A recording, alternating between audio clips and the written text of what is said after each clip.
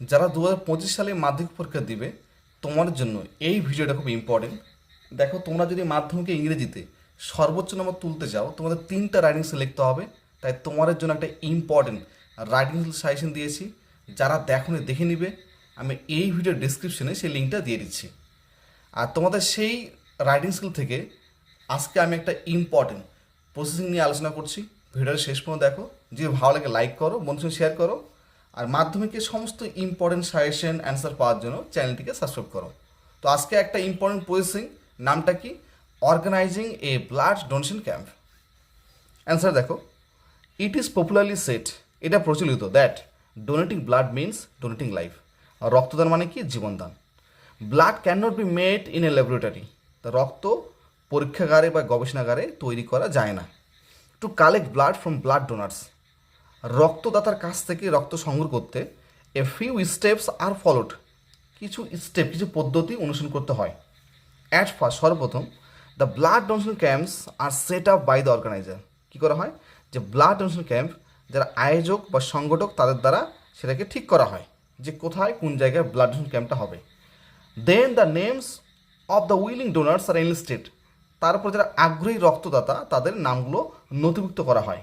Next, the blood groups of the donors are tested, তারপরে যারা রক্ত দিবে রক্তদাতাদের সে ব্লাড গ্রুপটাকে টেস্ট করা হয়, পরীক্ষা করা হয়।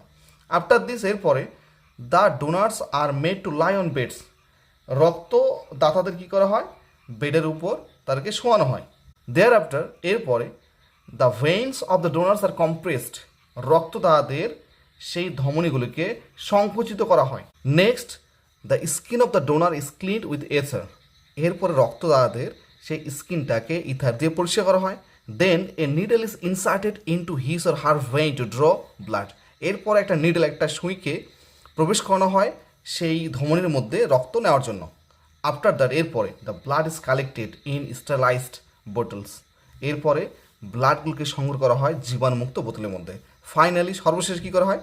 This bottles are kept in a refrigerator in the blood banks for future use of the patient when they will need, এরপরে সেই বোতলগুলিকে রেফ্রিজারেটর রাখা হয় ব্লাড ব্যাংকের, যাতে করে পেশেন্টদের ভবিষ্যতে কাজের জন্য ইউজ করা হয়। তো ভিডিওটা এই পর্যন্ত। ভিডিও শেষে তোমার আবার বলতে চাচ্ছি, দেখো, প্রসেসিং লিখতে হয় একটা রুলস অনুযায়ী। রুলসটা কি? যে পেসিভ ভয়েসে লিখতে হয়। যদি সাবজেক্টটা থার্ড পার্সন সিঙ্গুলার নাম্বার হয় তো সাবজেক্ট হবে, তারপরে ইজ হবে, তারপর থার্ড ফর্ম। আর যদি সাবজেক্টটা থার্ড পার্সন প্লুরাল নাম্বার হয় তাহলে সাবজেক্টটা হবে, আর হবে, ভালো থার্ড ফর্ম। তাহলে এইভাবে, এবং যতগুলো লিঙ্কার আছে দেখো, সমস্ত লিঙ্কারগুলোকে ইউজ করতে হবে প্রসেসিং লেখার জন্য। তো ভিডিওটা এই পর্যন্ত। ভিডিও দেখার জন্য সবাইকে অনেক অনেক ধন্যবাদ।